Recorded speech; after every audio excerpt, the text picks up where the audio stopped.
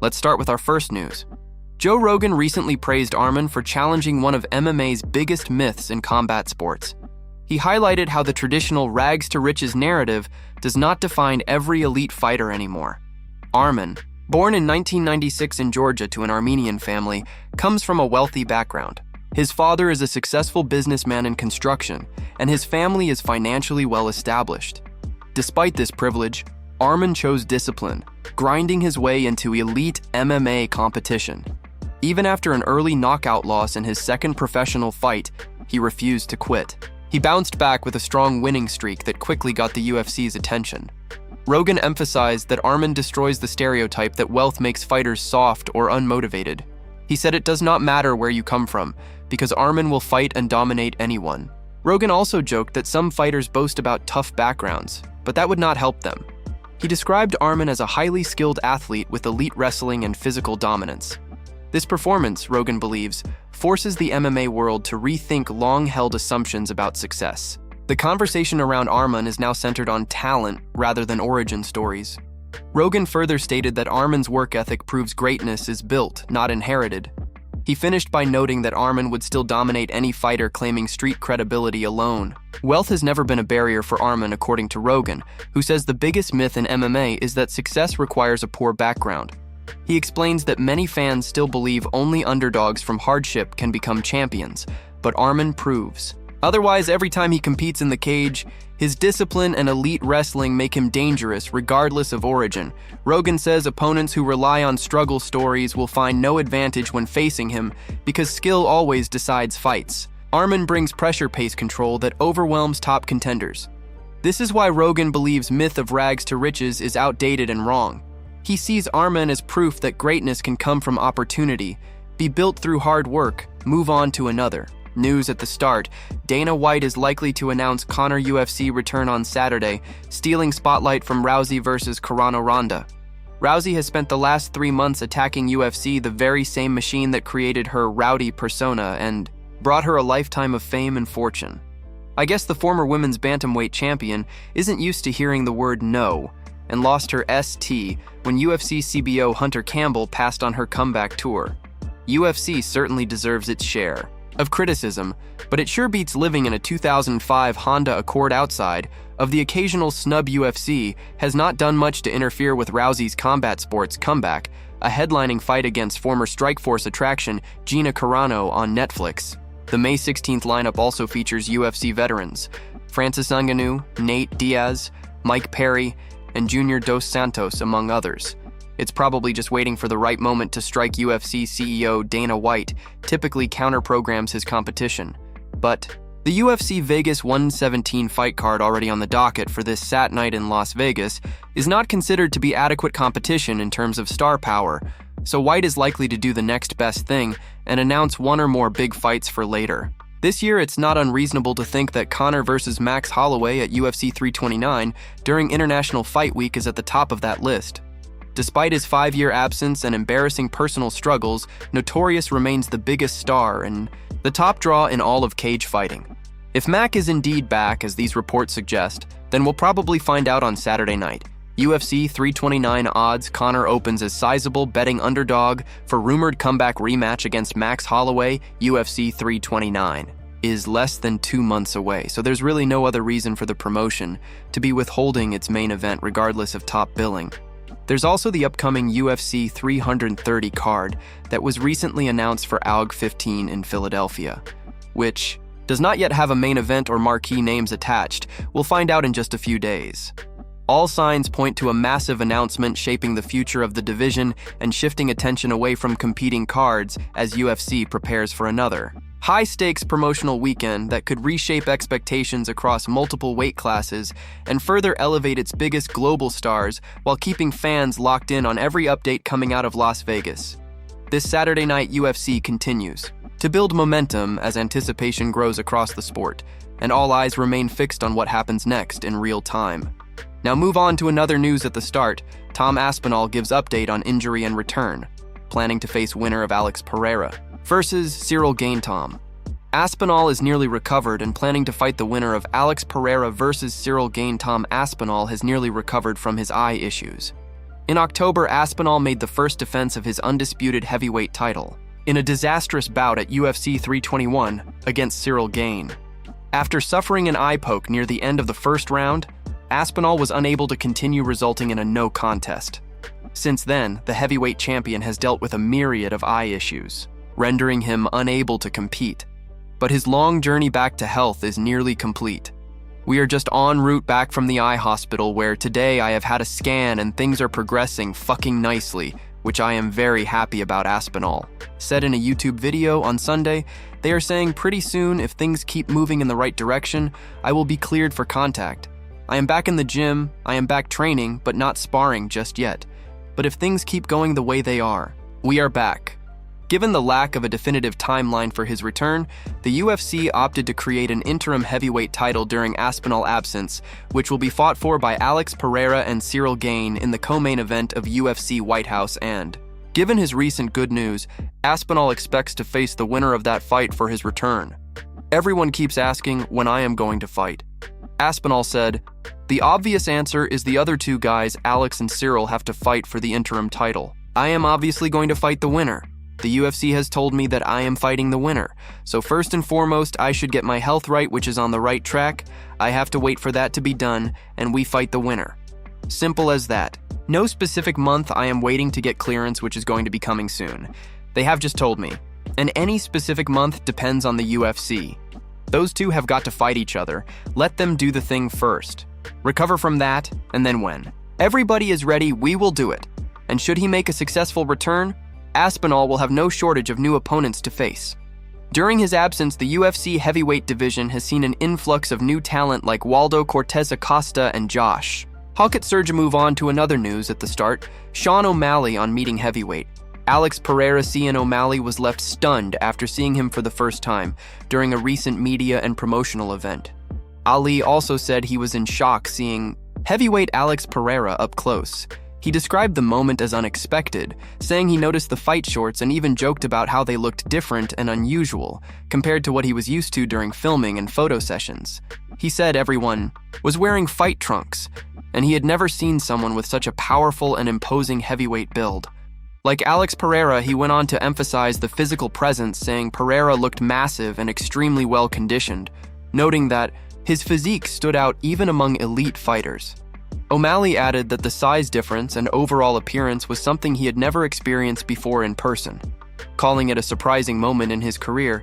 He described Pereira as extremely disciplined, suggesting that his training and diet were clearly reflected in his heavyweight frame. O'Malley joked in a light manner about how intense the visual impression was, but avoided going too far. Instead, highlighting that Pereira simply looked like a different level athlete. He said the moment stood out as one of the most surprising interactions he has had with a heavyweight fighter in person.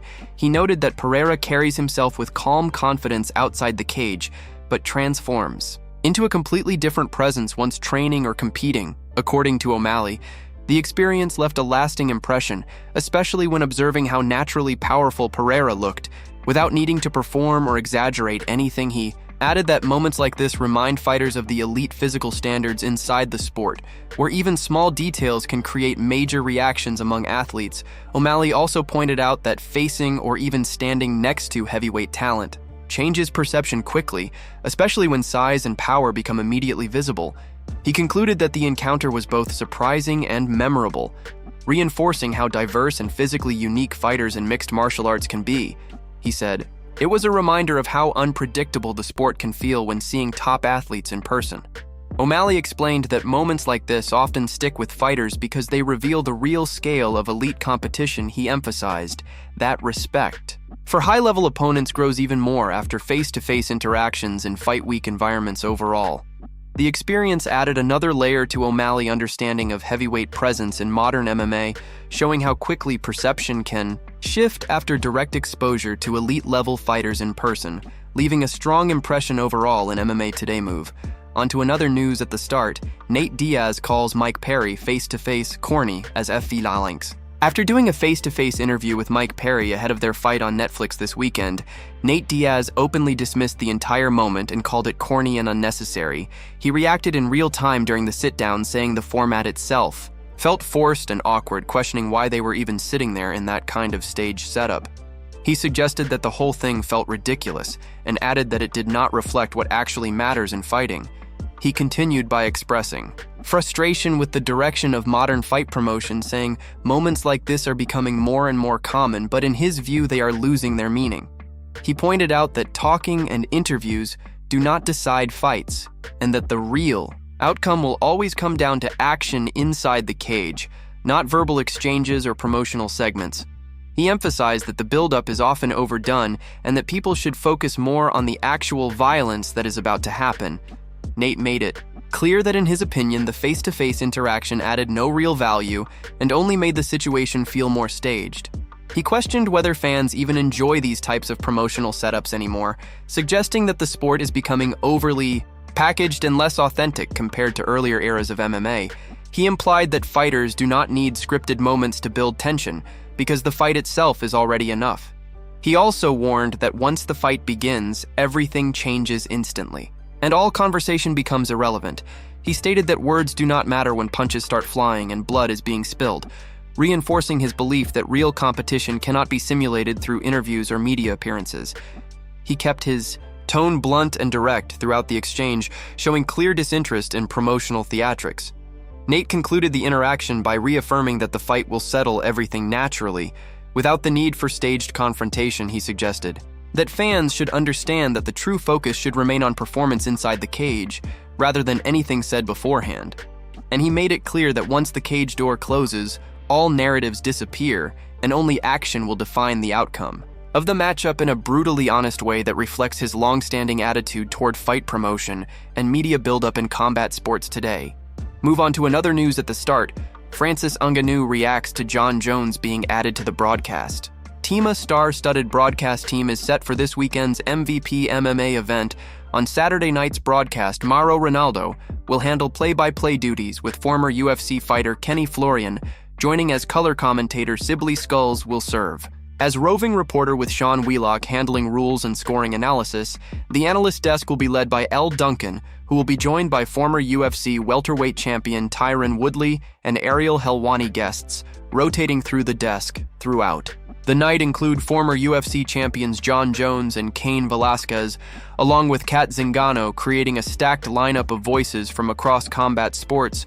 Here is how Francis Ngannou reacted when asked about Jon Jones being added to the broadcast. Team, it was just announced that Jon Jones or Cain Velasquez will be on the broadcast.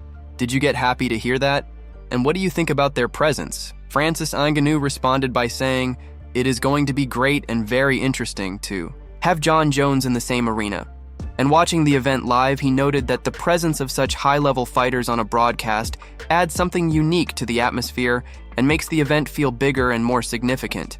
He emphasized that having elite competitors involved in media coverage always brings extra attention and insight to the production. Ngannou also expressed strong respect for Cain Velasquez, highlighting what he has accomplished and what he represents in the sport.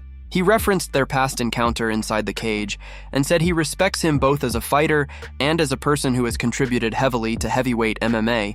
He described Velasquez as someone whose presence on the broadcast is meaningful because of his experience and legacy in the division. When speaking about Jon Jones, Ngannou took a more measured tone, saying, "It will be very interesting to see how everything plays out."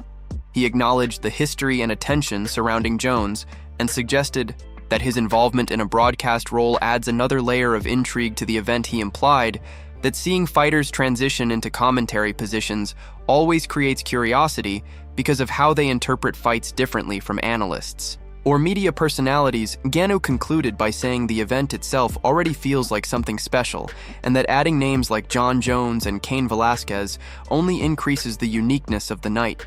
He emphasized that situations like this do not happen often, and that the combination of elite fighters and experienced broadcasters makes it a standout production in the world of combat sports, as anticipation builds for what promises to be an event filled with high-level analysis and major personalities from across the MMA world coming together in one broadcast setting. Move on to another news. At the start, Sean O'Malley says he had some good lines prepared for the UFC 250 Freedom press conference, but never got the chance to use them since O'Malley was in New Jersey to appear at the UFC Freedom 250 press conference this past Friday. But he may as well not have been the former bantamweight champion, did not receive a single question during the entire media scrum. Leaving him sidelined throughout the event speaking on his YouTube channel, O'Malley explained that he had prepared several jokes and lines but never got the chance to use them due to the lack of attention from reporters. He said one of his teammates even leaned over to him before the press conference and offered to help him come up with a rhyme. Joking that he should have taken the opportunity at the time, O'Malley admitted that if he had been given a chance to speak, he already had ideas ready that he believed would have entertained the crowd and lightened the atmosphere. He described the situation as unexpected but also funny. In hindsight, according to O'Malley, one of the lines he planned to use involved humorously acknowledging the fighters and legends around him. He said he was ready to say that he felt grateful to be sitting alongside some of the greatest combat sports athletes of all time. He also joked that he would have singled out Josh Hokett as one of the greatest combat sports athletes in the room, adding that it likely would have gotten a strong reaction from the audience. He continued by explaining that he had even more material prepared, including playful remarks directed at the crowd in New Jersey. Mentioned that he had a few additional jokes lined up that he believed could have gotten laughs, but the opportunity never came because he was never called on to speak during the press conference. O'Malley concluded by reflecting on how unpredictable press conference moments can be in the fight game, noting that sometimes fighters prepare extensively, but still end up not getting the chance to showcase their personality. He emphasized that while he was slightly disappointed, he still found humor in the situation and would be ready next time if the opportunity comes again in future UFC media events and promotional appearances, where timing and attention often shape how fighters are able to express themselves in front of the world during major fight week events like this one.